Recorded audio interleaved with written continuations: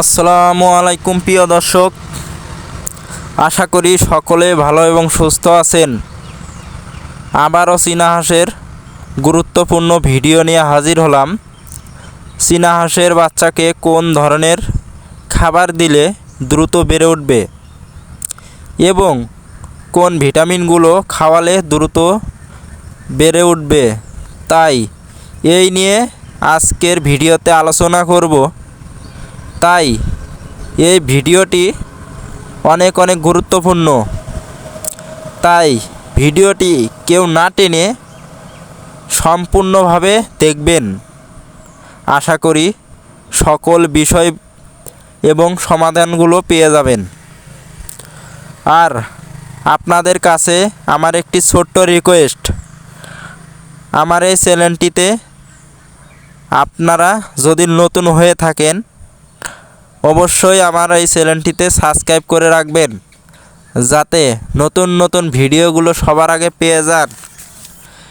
আর আপনারা চীনা হাঁসের বাচ্চা বাসায় নিয়ে আসার পরে কোন ধরনের খাবারগুলো দেবেন, খাবারগুলো হলো ভালো মানের লেয়ার স্ট্যান্ডার্ড ফিডটি। এটা খাওয়ালে হাঁসের বাচ্চা দ্রুত বড় হয় এবং তার পাশাপাশি খাওয়াতে পারেন ভুট্টা ভাঙ্গা, চালের গুঁড়া এবং খুদি গম, এগুলো খাওয়াতে পারেন। আর আপনারা চেষ্টা করবেন যে হাঁসের বাচ্চাকে শামুক খাওয়ানোর জন্য।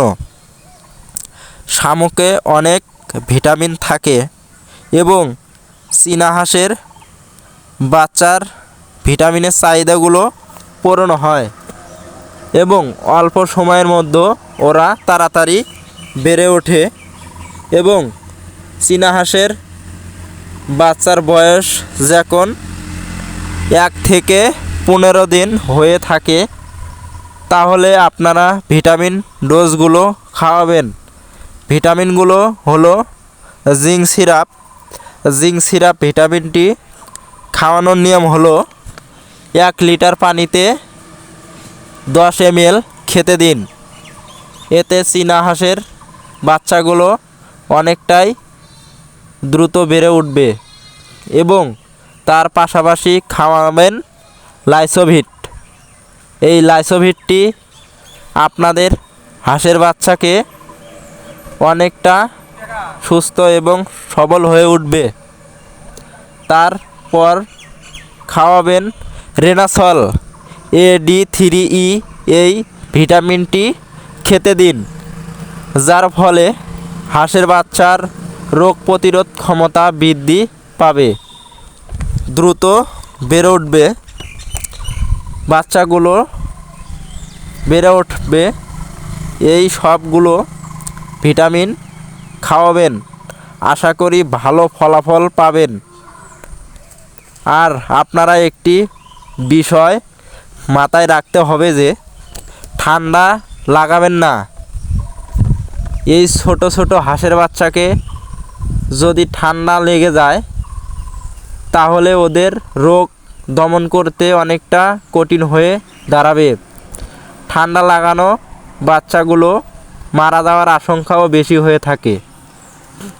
আর আপনারা হাঁসের বাচ্চাগুলোকে খোলা জায়গায় ছেড়ে রাখবেন, যাতে করে আলো বাতাসে দ্রুত বড় হয়। এবং আপনাদের যাদের হাঁসের বাচ্চাগুলো 1 মাস হয়ে যাওয়ার পর আপনারা পানিতে নেমে গোসল করাবেন, যাতে বাচ্চার কোনো রকমে ঠান্ডা না লাগে।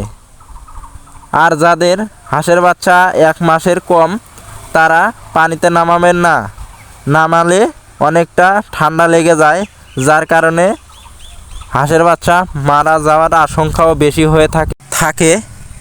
আর আপনারা চাইলে আমার এই চ্যানেলটিতে অনেক হাঁসের বাচ্চার লালন পালন সম্পর্কে ভিডিও দেওয়া আছে, চাইলে আপনারা ভিডিওগুলো দেখতে পারেন।